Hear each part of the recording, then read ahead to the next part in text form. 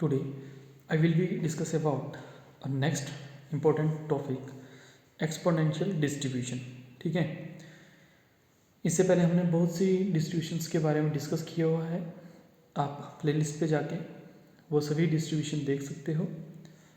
Exponential distribution को start करने से पहले अगर आपने हमारे चैनल विजडम अप्रोच मैथमेटिक्स को सब्सक्राइब नहीं किया है तो प्लीज़ उसे सब्सक्राइब करें, शेयर करें और बेल आइकन को प्रेस करना ना भूलें। एक्सपोनेंशियल डिस्ट्रीब्यूशन क्या होती है? अ continuous random variable x is said to be have the exponential distribution with parameter lambda if x has the PDF is, यानी PDF मतलब प्रोबेबिलिटी डेंसिटी फंक्शन भी बोल सकते हो आप, प्रोबेबिलिटी डिस्ट्रीब्यूशन फंक्शन भी बोल सकते हो, और इसी को ही हम प्रोबेबिलिटी मास फंक्शन भी बोलते हैं ना, PMF। Is f of x किसके इक्वल आ जाएगा आपका? This is equal to lambda e raise to power minus lambda x. ठीक है, फिर x is greater than and equal to zero. ठीक है, जब एक्स की वैल्यू जो है वो ग्रेटर देन और इक्वल टू जीरो होगी तो आपके पास फंक्शन ये होगा, and zero when x is less than zero. ठीक है, और जो एक्स की वैल्यू है वो कहाँ से कहाँ तक लाई गिरेगी? जीरो से लेके इन्फिनिटी तक। ठीक है, और बच्चों जो आपका एक्सपोनेंशियल डिस्ट्रीब्यूशन है वो क्या है? आपका एक कॉन्टिन्यूस डिस्ट्रीब्यूशन है। ठीक है, तो कॉन्टिन्यूस डिस्ट्रीब्यूशन है तो उसमें आपको पता है मीन कैसे फाइंड आउट करते हैं, वेरिएंस कैसे फाइंड आउट करते हैं, और मोमेंट जनरेटिंग फंक्शन को कैसे फाइंड आउट करते हैं। हम कॉन्टिन्यूस में इंटीग्रल लेते हैं, और जो डिस्क्रीट डिस्ट्रीब्यूशन होती है आपकी उसमें हम क्या करते हैं? समेशन लेते हैं। ठीक है, अब बच्चों आपने इसका मीन फाइंड आउट करना है। जो आपकी डेफिनेशन है, कई बार 2 नंबर के क्वेश्चन में आपको डेफिनेशन भी पूछी जाती है कि व्हाट इज एक्सपोनेंशियल डिस्ट्रीब्यूशन, तो आपने ये डेफिनेशन लिखनी है और उसकी प्रॉपर्टीज लिखनी है। ठीक है, तो मीन क्या है बच्चों आपके यहाँ पे देखो, मीन इक्वल टू, मीन को हम एक्सपेक्टेड एक्स के साथ डिनोट करते हैं यानी ई एक्स, और आप इसको म्यू के साथ भी डिनोट कर सकते हो। ठीक है, तो ये हो जाएगा आपका माइनस इन्फिनिटी टू इन्फिनिटी, जो जनरल हमारे पास रूल होता था। ठीक है, और यहाँ पे x time f of x and D x. ठीक है, एक्स टाइम आप मल्टीप्लाई करेंगे जो आपके पास गिवन फंक्शन दिया हुआ है। ठीक है, अब यहाँ पे हमारे पास देखो एक्स की लिमिट क्या है? जीरो से लेके इन्फिनिटी तक है, तो यहाँ पे क्या हो जाएगा? Zero to infinity x time f of x कितना है बच्चों हमारे पास? This is lambda e raise to power minus lambda x, तो यहाँ पे lambda e raise to power minus lambda x और डी एक्स। ठीक है, अब यहाँ पे आपको बच्चों पता है, देखो एफ ऑफ एक्स अगर जीरो होगा तो वहाँ पे कब होगा? X is less than zero पे, यानी आपकी यहाँ से यानी माइनस इन्फिनिटी टू जीरो जो लिमिट होगी उसमें जो फंक्शन था वो क्या है? आपका जीरो है। क्लियर है, यही यहाँ पे हमने आपको बताया हुआ है। क्लियर है, तो देखो यहाँ पे लैम्डा कांस्टेंट है तो लैम्डा आपका इंटीग्रल से बाहर आ जाएगा, ये हो जाएगा zero to infinity, this is x, और यहाँ पे e raise to power minus lambda x और डी एक्स। ठीक है, अब बच्चों आपको गामा फंक्शन और बीटा फंक्शन और उनकी रिलेशन, ठीक है, अब इन सब पे हमने ऑलरेडी वीडियो बनाई हुई है। आप चैनल पे जाके वहाँ पे सर्च करोगे गामा फंक्शन और इसकी प्रॉपर्टीज़ क्या होती है, बीटा फंक्शन उसकी प्रॉपर्टीज़ क्या होती है, वो सब कुछ वहाँ पे आपको मिल जाएगा। ठीक है, तो हमने प्रीवियस कुछ वीडियो में हमने गामा फंक्शन भी डिस्कस किया हुआ है। ठीक है, तो आपको पता है कि गामा एन जो होता है वो किसके इक्वल होता है? Zero to infinity x raise to power n minus one e raise to power minus x और डी एक्स। ठीक है, अब वैसे ही एक और फॉर्मूला होता है आपका, ठीक है, zero to infinity x raise to power n minus one e raise to power minus a x और डी एक्स। तो ये किसके लिए होता है आपका? This is gamma n divided by, यानी ये जो आपका कांस्टेंट है उसकी रेज़ टू पावर कितना हो जाएगा? एन हो जाएगा। क्लियर है, जो जो फॉर्मूले हमारे यहाँ पे अप्लाई होते चलेंगे वो फॉर्मूले हम यहाँ पे अप्लाई करेंगे। ठीक है, तो यहाँ पे देखो ई रेज़ टू पावर अगर माइनस एक्स होता है, ठीक है, यानी माइनस एक्स और डी एक्स होता, ठीक है, तो बच्चों हमने फर्स्ट वाला जो फॉर्मूला था ये अप्लाई करना था। ठीक है, अब यहाँ पे क्या है? E raise to power minus lambda x. ठीक है, तो हम क्या करेंगे? सेकंड वाला जो फॉर्मूला है वो यहाँ पे यूज़ करेंगे। ठीक है, अब देखो यहाँ पे आपका x raise to power n minus one है, ठीक है, यहाँ पे x raise to power one है। क्लियर है, इन दोनों को आप कंपेयर करोगे या कंपेयर नहीं करना है तो जो वन है उसको हम कैसे लिख सकते हैं? हमने जो वन है उसको लिखना है एन माइनस वन की फॉर्म में। ठीक है, तो इसको क्या लिख सकते हैं? Two minus one.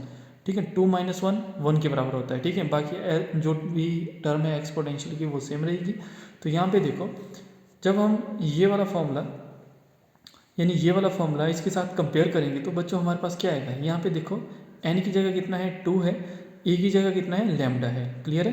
तो यहाँ पे हमारे पास और इस वाले फॉर्मूले को अप्लाई करेंगे तो ये हो जाएगा lambda, this is gamma 2 n divided by यहाँ पे कितना आ जाएगा, गामा स्क्वायर। ठीक है, यहाँ पे ए रेज़ टू पावर एन था तो यहाँ पे ए की जगह लैम्डा है, एन की जगह 2 है, तो गामा स्क्वायर एक लैम्डा से एक लैम्डा कैंसिल हो गया। ठीक है, आपके पास कितना बचेगा यहाँ पे 1 लैम्डा, क्योंकि जो गामा 2 है आपका उसको जब हम ओपन करेंगे, ये सब कुछ आप जब वो वीडियो देखेंगे वहाँ पे जो प्रॉपर्टीज़ हैं उनको देखेंगे तो आपको ये क्लियर होगा। क्लियर है। तो देखो गामा एन जो होता है उसको हम जब सॉल्व करते हैं तो वो कितना आता है, n-1 factorial in term of factorial. ठीक है, तो यहाँ पे गामा 2 है तो वो किसके हो जाएगा 2-1 यानी 1 फैक्टोरियल। 1 फैक्टोरियल की वैल्यू कितनी होती है, 1 होती है। ठीक है, तो बच्चों जो आपका एक्सपोनेंशियल डिस्ट्रीब्यूशन था उसकी जो मीन है वो कितनी आ गई, 1 लैम्डा। ठीक है, कितना ही 1 लैम्डा। क्लियर है।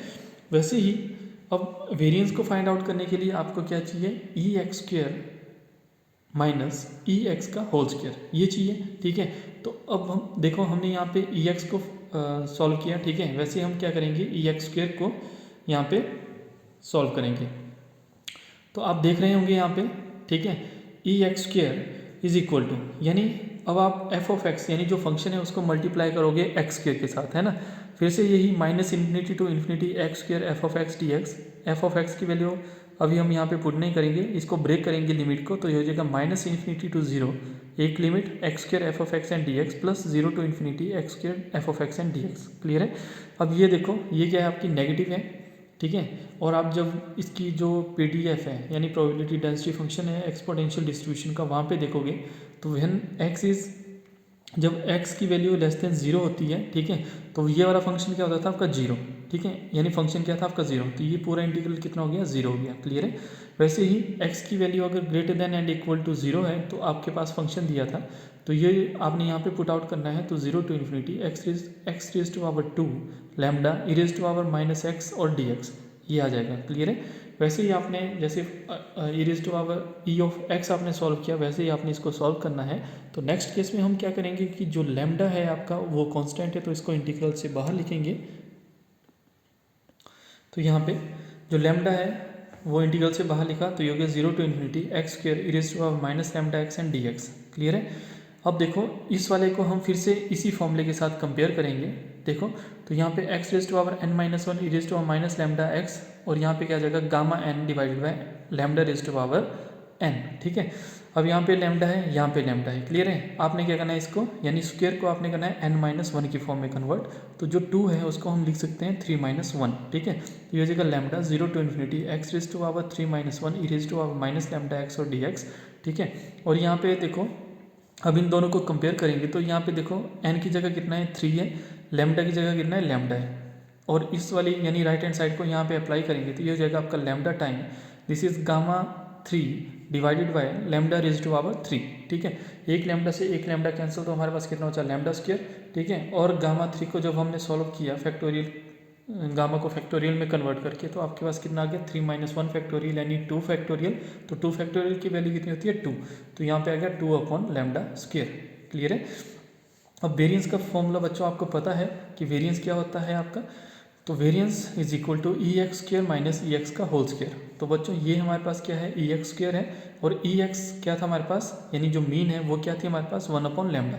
तो इसकी वैल्यू जब हमने यहाँ पे पुट की तो 2 lambda square minus 1 lambda square, lambda यहाँ पे आपका एलसीएम आ गया तो 2 - 1, तो यहाँ पे आपका जो वेरिएंस है वो कितना आ गया 1 लैम्डा स्क्वायर। क्लियर है। अगर यहाँ पे आपसे पूछा जाता कि आपने क्या करना है, इसका स्टैंडर्ड डेविएशन भी फाइंड आउट करना है, तो बच्चों स्टैंडर्ड डेविएशन क्या होता है आपका, this is square under root of variance. क्या होता है, square under root of variance. ठीक है, तो यहाँ पे आपके पास कितना आ जाना था, under root of 1 lambda square. ठीक है, तो ये आपके पास कितना हो जाना था 1 under root of lambda square, क्योंकि अंडर रूट 1 कितना होता है 1 ही होता है ना, स्क्वायर से अंडर रूट कैंसिल, तो आपके पास यहाँ पे कितना आ गया 1 लैम्डा। ठीक है, तो ये आपका कई बार पूछ लेते हैं कि find the standard deviations of exponential distribution, तो आपने इसको ऐसे सॉल्व करना है ना। तो यहाँ पे देखो आपके पास कितना आया, दिस इज 1 लैम्डा। क्लियर है, यानी जो मीन और आपका स्टैंडर्ड डेविएशन है वो इक्वल है किस में, एक्सपोनेंशियल डिस्ट्रीब्यूशन में। तो नेक्स्ट बच्चों हम यहाँ पे डिस्कस करेंगे moment generating function of exponential distribution. तो मोमेंट जनरेटिंग फंक्शन भी आपने बहुत बार पढ़ा होगा कि हम मोमेंट जनरेटिंग फंक्शन जो वो कैसे फाइंड आउट करते हैं।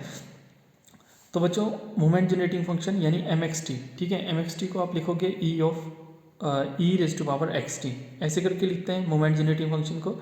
यानी जब आप मीन फाइंड आउट कर रहे थे तो आपने क्या किया था कि जो f ऑफ x है उसको आपने x के साथ मल्टीप्लाई किया था, ठीक है।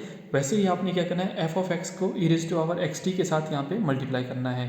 तो ये हो जाएगा minus infinity to infinity e raise to power xt f of x and dx। Clear है। तो यहाँ पे देखो जब हम लिमिट को ब्रेक करेंगे तो हमारे पास यहाँ पे क्या जाएगा, 0 to infinity e raise to power minus x t, f of x की वैल्यू पुट करेंगे तो ये जगह lambda time e raise to power minus lambda x d x. Lambda यहाँ पे कांस्टेंट है तो बाहर लिख देंगे इंटीग्रल से, ये हो जाएगा 0 to infinity e raise to power, अब यहाँ पे देखो e raise to power x t है, यहाँ पे देखो e raise to power minus lambda x है, तो दोनों में देखो ई की पावर है दोनों, ठीक है, और यहाँ पे क्या है एक्स कॉमन है ना, बेस से में पावर ऐड हो जाती है। क्लियर है। तो ई रेज़ टू पावर यहाँ पे कितना आ जाएगा आपका टी माइनस लैम्डा एक्स, ठीक है। यहाँ पे क्या है ऐसे करके दिया हुआ है आपको, दिस इज यही सॉल्व करते हैं तो ये हो जाएगा e raise to power x t और साथ में दिया है e raise to power minus lambda x, ठीक है, ये दिया हुआ है। तो हम इसको क्या लिख सकते हैं, e raise to power add की तो यहाँ पे x t minus lambda x, ठीक है। तो यहाँ पे बच्चों हमारे पास देखो क्या आ जाएगा, तो ये हो जाएगा आपका this is equal to e raise to power x, यहाँ पे कॉमन है ये और ये वाली टर्म है ना, एक्स कॉमन है तो यहाँ पे क्या किया एक्स कॉमन लिया तो यहाँ पे कितना आ गया आपके पास टी माइनस लैम्डा, ठीक है। तो यही बात हम यहाँ पे भी कर रहे हैं। तो ऐसे करके कॉमन लेके हमारे पास यहाँ पे क्या है e raise to power minus t minus lambda और यहाँ पे एक्स और डी एक्स। क्लियर है।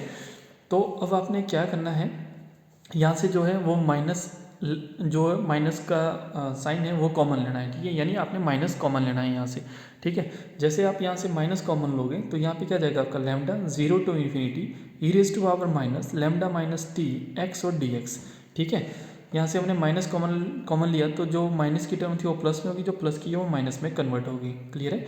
तो अब आपने क्या करना है, इसको आपने डिफरेंशिएट करना है विद रिस्पेक्ट टू एक्स, ठीक है। जब हम इसको विद रिस्पेक्ट टू इंटीग्रेट करना है विद रिस्पेक्ट टू एक्स, ठीक है, तो आपको पता है कि जब हम इसको इंटीग्रेट करेंगे e raise to power minus lambda minus t और यहाँ पे एक्स और यहाँ पे है आपका डी एक्स, ठीक है।